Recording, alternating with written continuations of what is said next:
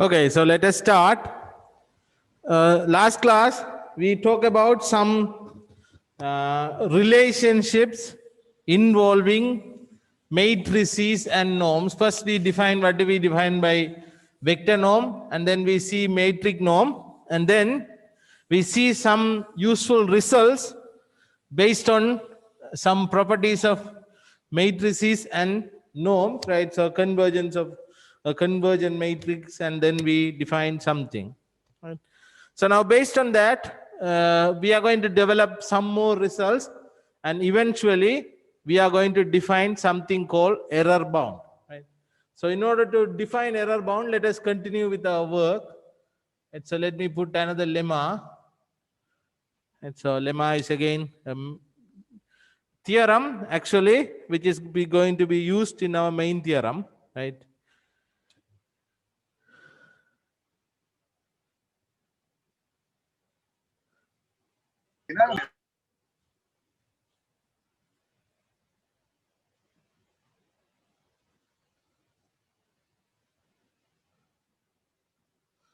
Right, so let A be a n cross n non-singular matrix,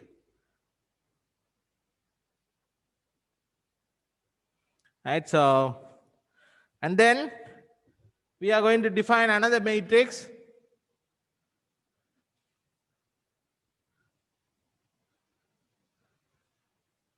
Let B be A minus E, right? With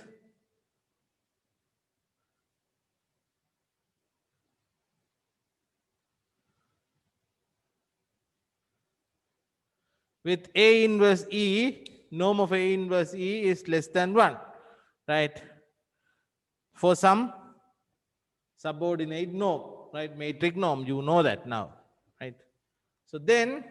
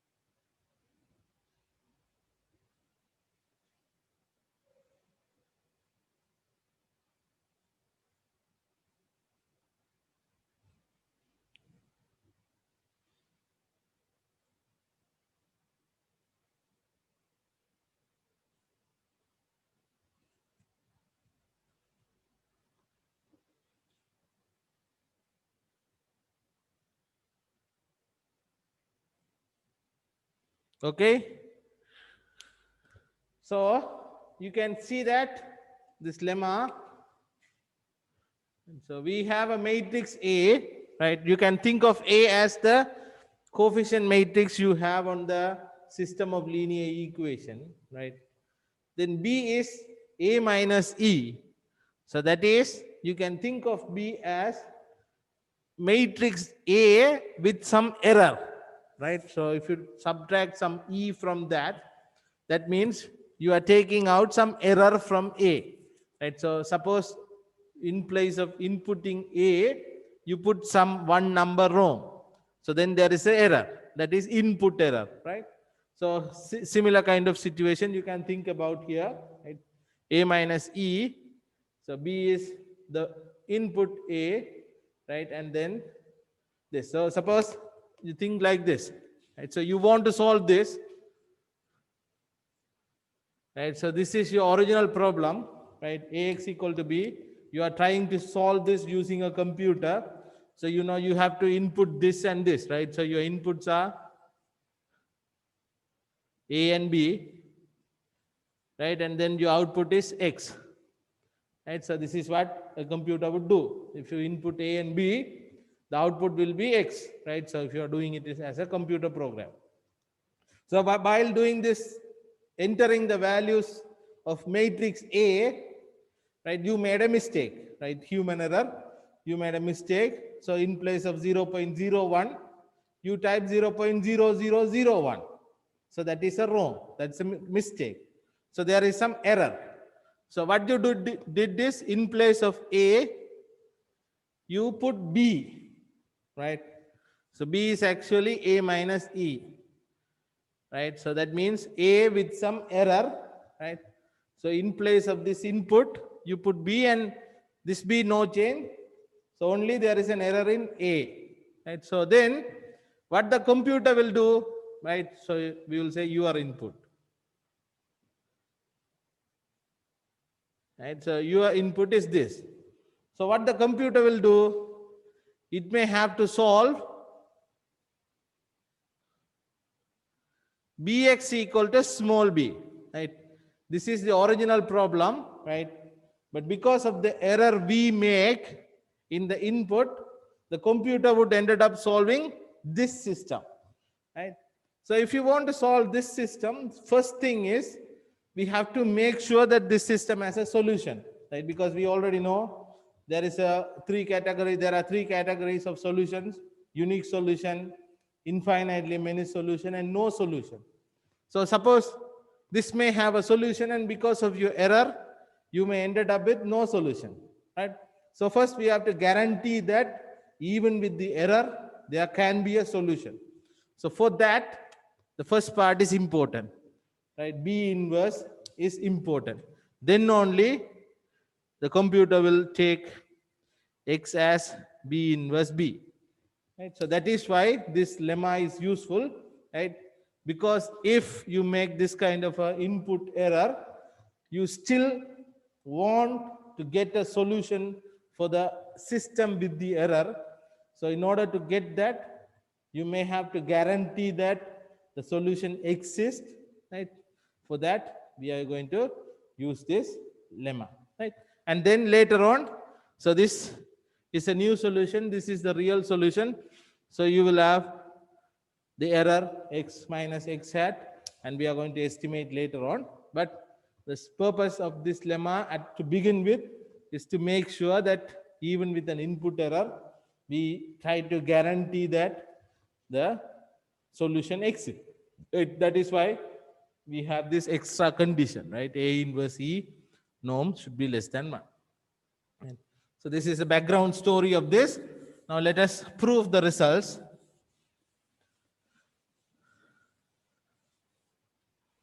Okay, so we are going to prove this.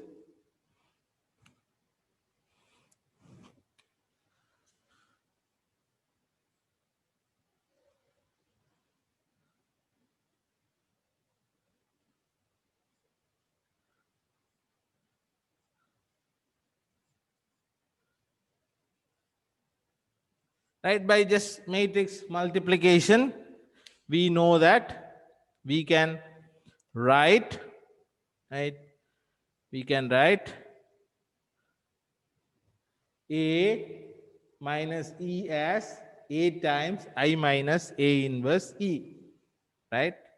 So the purpose for doing this is to bring this A inverse E inside this problem, right? So because all we have is norm of A inverse E is less than 1, right?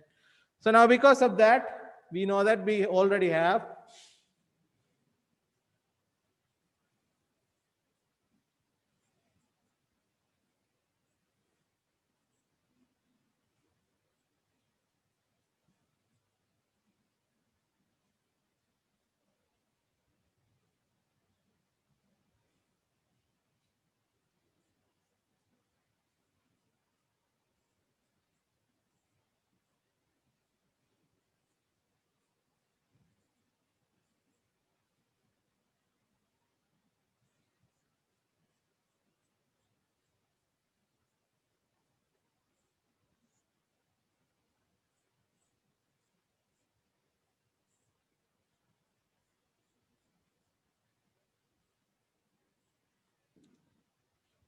okay. So this is based on the results which I proved in the last class, right?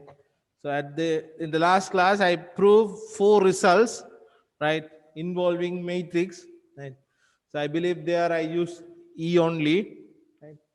So according to that results, because A inverse E is norm of that is less than 1, we can ensure that the inverse of this matrix exists, right? So we prove it is non-singular. That means the inverse exists, and also we have this results involving the norm of the matrix, right? So now what you have is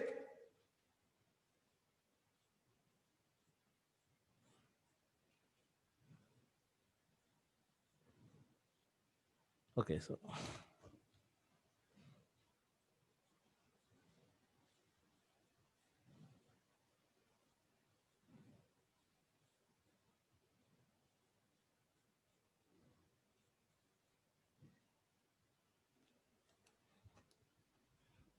right, so A is non-singular. It is given that so A inverse exists, right?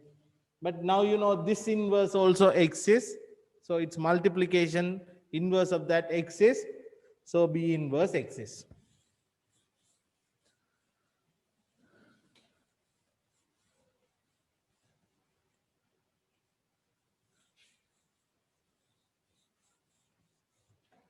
Right, so hence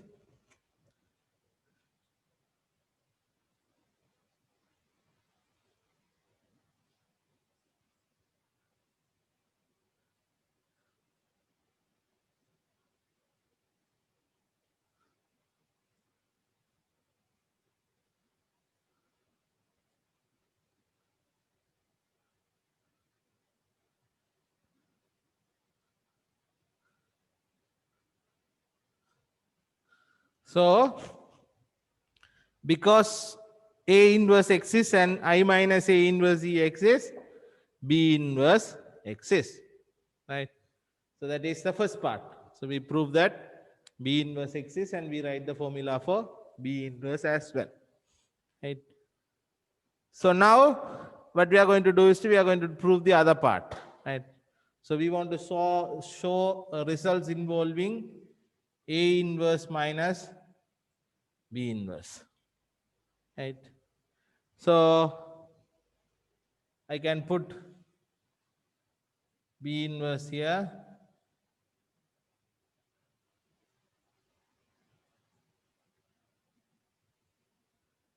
right? So I already have the formula for B inverse, so I substitute it here, right? A inverse minus I minus A inverse E inverse times A inverse. So I have A inverse in common on the other side, so I factor it out. I minus A inverse E inverse multiplied by A inverse, right? Because of the common factor, because A inverse is common factor here and there it is on the back, so I have to take it on the back. So I have this, right? A inverse B is this. So what we want to get is this, right? So you know that. So now you take the norm. If you take the norm, you know that by norm property I already proved. So I already write down, we did not prove.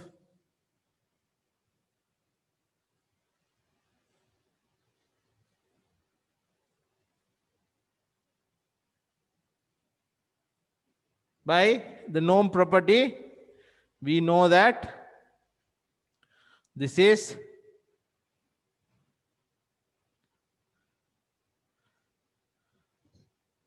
I minus A inverse E inverse times norm of A inverse, right?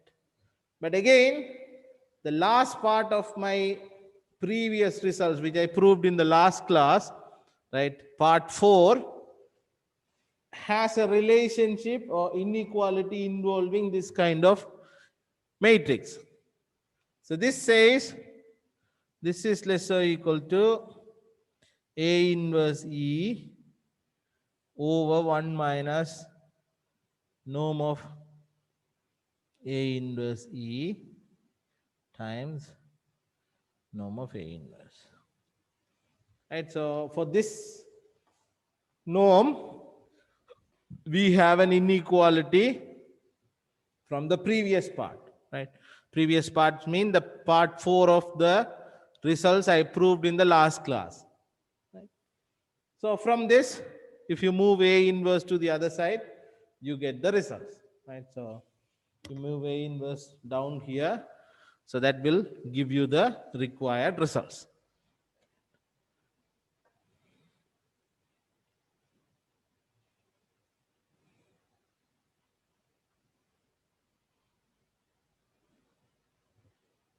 Okay, so that is again another relationship involving matrix norms, right, based on some input errors, right? So now again I explained you already, B is a matrix of A, coefficient matrix A with some input errors, right? So for that we have couple of relationships, right?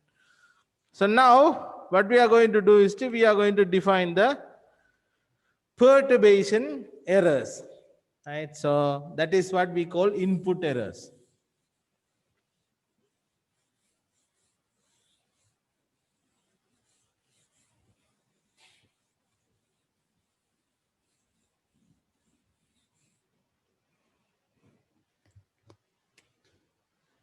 Before going to perturbation error, let me define this number.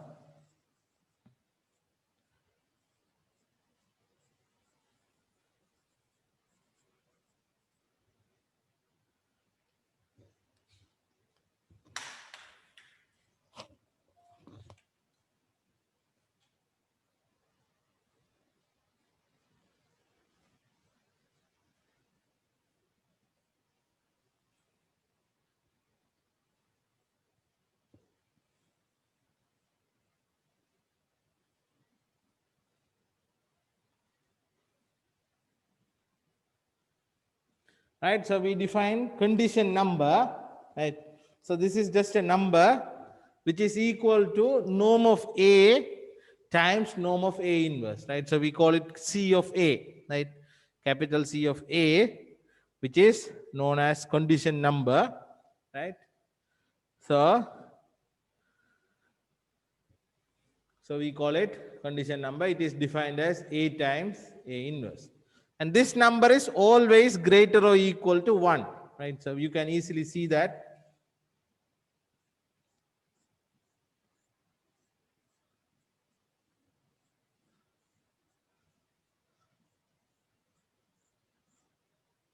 So A inverse doesn't matter.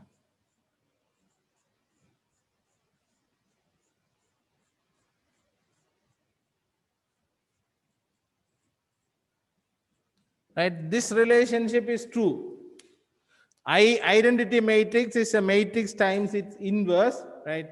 So sometimes you may write it the other way around also, it's okay, right? So you know that if somebody write A inverse A, that is also condition number, right? So you don't need to worry about that because you are multiplying two numbers, right? So two positive numbers, so you can always multiply them in any order you like, right? So 2 times 5 also 10, 5 times 2 is also 10. So A times A, norm of A times norm of A inverse is same as norm of A inverse times norm of A, right? So but here now the relationship, you have identity matrix. Identity matrix is a matrix times its inverse. So if I have A, then multiply it by A inverse, I get identity matrix. So I can write I as A times A inverse or A inverse times A. But by matrix property, multiplicative property of the norm, matrix norm, I can write it as less or equal to norm of A times norm of A inverse, right? But that is condition number we just defined, right? So condition number is always greater or equal to norm of identity matrix. Identity matrix is the matrix with diagonal 1, right? For any norm, it will be always 1. Right? So this is always 1. So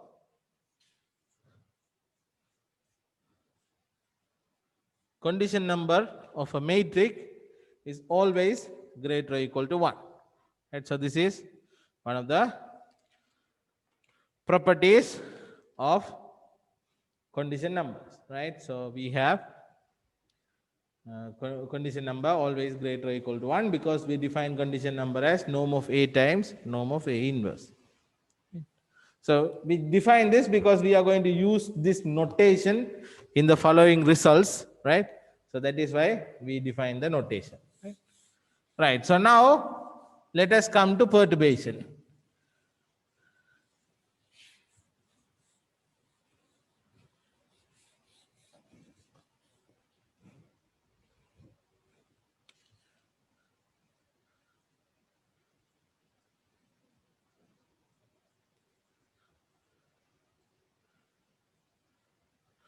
Right. So it's called perturbation.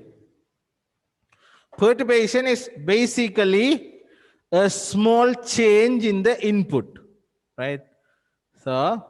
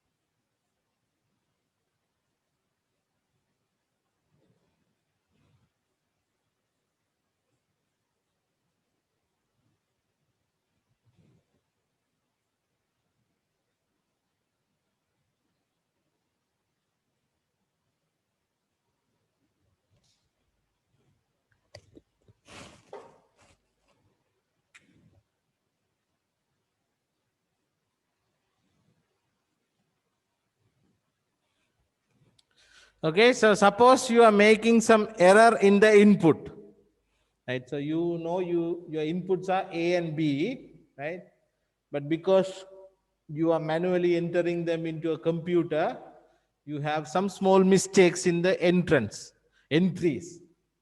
right? So it's just like in place of 0.01, you type 0.0001. So that is an error. So in place of 0.09, you type 0.9. So in another place, in place of minus 1.2, you put plus 1.2, right? So these are errors, right? So input errors. That is the mistakes made during the input. So in place of A, you put different values. So that is a different matrix. So that difference, you can put it as a delta A matrix, right? And similarly, in vector B also, you may have some input errors. So you put those input errors separately and you can name that as delta B. So in place of solving the system Ax equal to B, the computer will solve the system A times A plus delta A, X is equal to B times delta B, right? So that is what the computer would do. And so here, the difference in the input values between, right? So the error in the input values are known as perturbations, right? So because of this perturbation,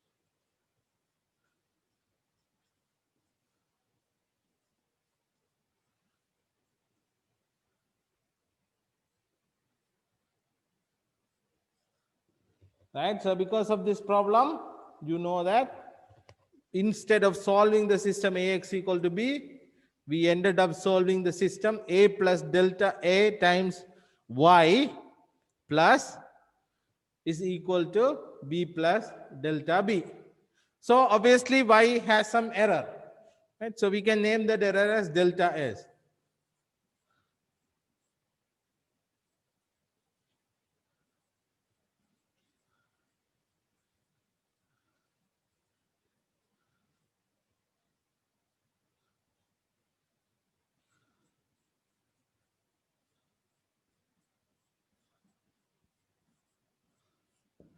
Right, because y has some error, right? So we call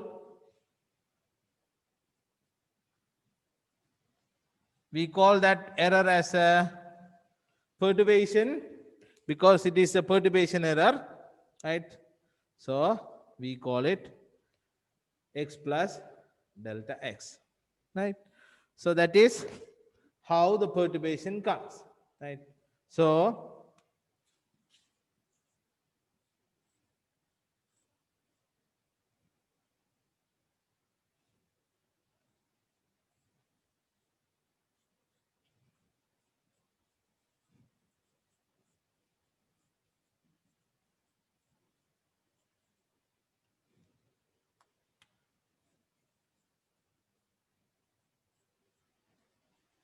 right, so perturbation, I put that as error as also, right? Because you know that perturbation is also kind of error, right? So you obviously know delta x over x is the relative perturbation, right? So this is how the perturbation comes. So now you know that we cannot estimate the perturbation, right? So we cannot estimate delta x over x, right? So what we have to do is we have to estimate it by using the known values, right? So we are going to develop something called perturbation error bound, right? So we are going to develop a perturbation error bound.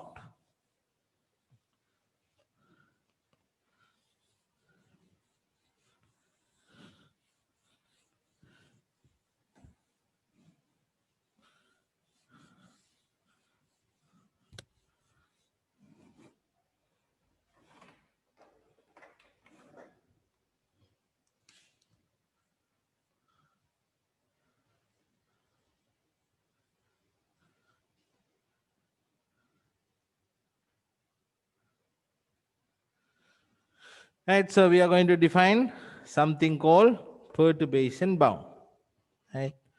So to do that, so we have everything.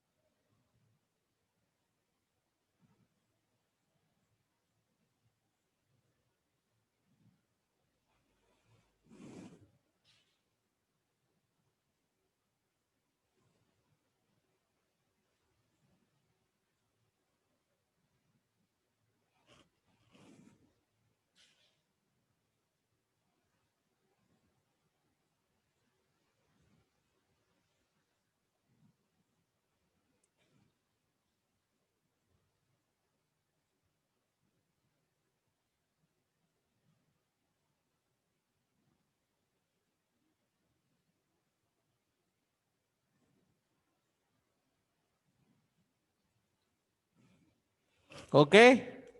So here we define perturbation error bound, right? So if you have a perturbation delta A and delta B in A and B, right? Then you solve the system A plus delta A times x plus delta x is equal to b plus delta b.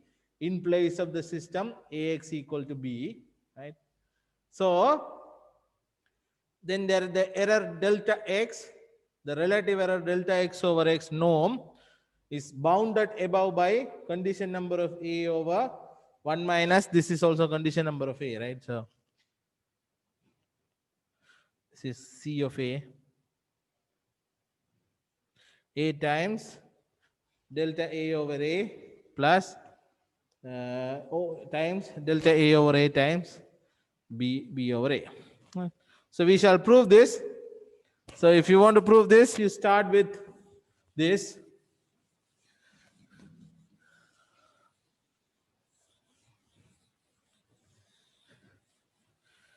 Okay, we start with the given equation ax plus delta x equal to b plus delta b.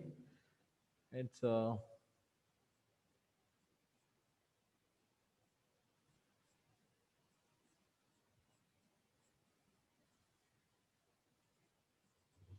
right. So you multiply everything through, right? So ax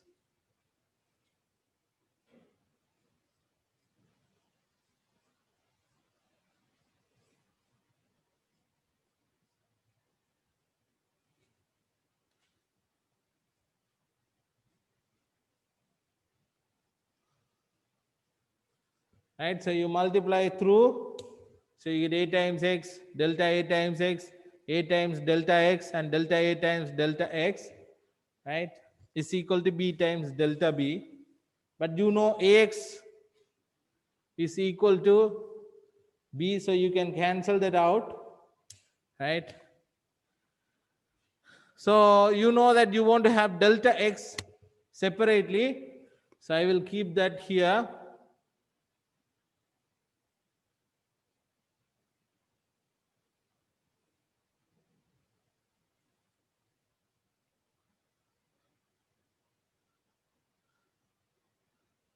Sorry, delta b, the other delta, no?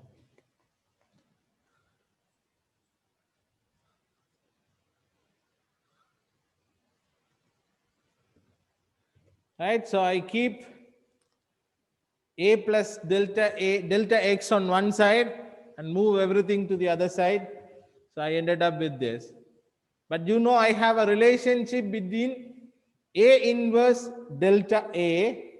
So I have to bring an a inverse delta a here. So let me do that. Right, so this gives this gives this, and from this I can take a out. So I have a plus a inverse delta a times delta x is equal to, I will change it, delta b minus delta a times x. Okay, so you have this, right? So now you want to solve it for delta x, so you move everything to the other side. So this gives delta x is equal to I plus a inverse delta a inverse times a inverse times delta b minus delta ax. Okay, so you have this delta x is equal to I minus a inverse delta a plus a inverse delta ax inverse a inverse times delta b minus delta ax. Now you know you want to get norm of delta x, right? So if you look at the results, you want to get norm of delta x, so you put norm. So if you put norm, you apply the norm property, right? So I'm going to apply everything in one line because we have seen enough of norm properties. So this is less or equal to norm of I plus A inverse delta A quantity inverse times norm of A inverse times norm of delta B. When you take the norm, minus become plus, right? Norm of delta A times norm of X. Right, so I use all the norm properties. Right, so let me write it again here, right, so that you can see it clearly.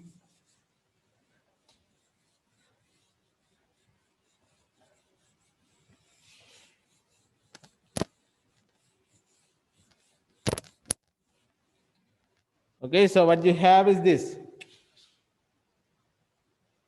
Delta X is less or equal to norm of I plus A inverse delta X quantity inverse times norm of A inverse times norm of delta B plus norm of delta A times norm of delta X. And so this is what you have. Right? So that is the last line here. I rewrite it here. Delta X is less or equal to this. Right.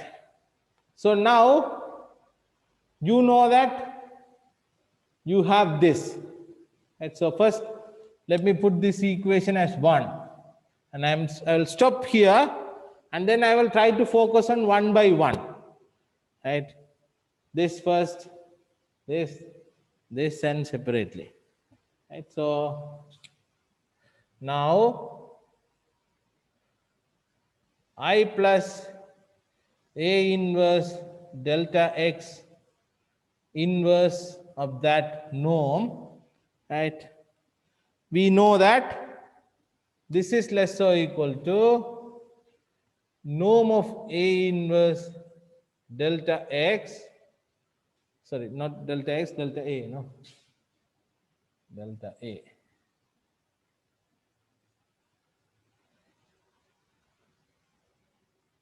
Over 1 minus norm of A inverse delta A. Right? This is by the results I proved in the last class. Right?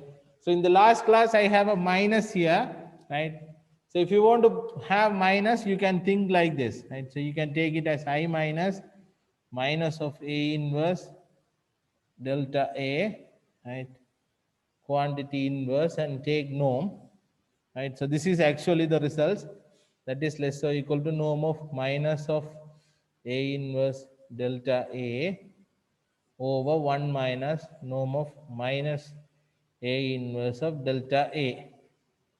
Right, so this is according to the results I proved in the last class. Right, the 4 results. Among the 4 results, the third results gives you this. Right, or maybe fourth results. The fourth results or third results give you this. I don't remember. It might be the fourth results or third results, right? That gives you this, right? So if that is, sorry, not this, no, this is 1. Sorry, 1 over. This is the third results, huh? The third results gives you this. I minus F inverse or I minus E inverse is less or equal to 1 over 1 minus E. So here in place of E, you have minus of A inverse delta A. So you have this inequality. So, but minus inside the norm makes it plus. So from this, you will get here. So I'm going to stop here for today. And in the next class, I'm going to start from these 2 lines. I'm going to simplify this first and then put it here, and then I'm going to simplify that again, and I will get the final results based on that, right? So I will stop with these 2 equations, right? 1 and this one, and I'll start it again from this from the next class, right? So we'll see it in the next class.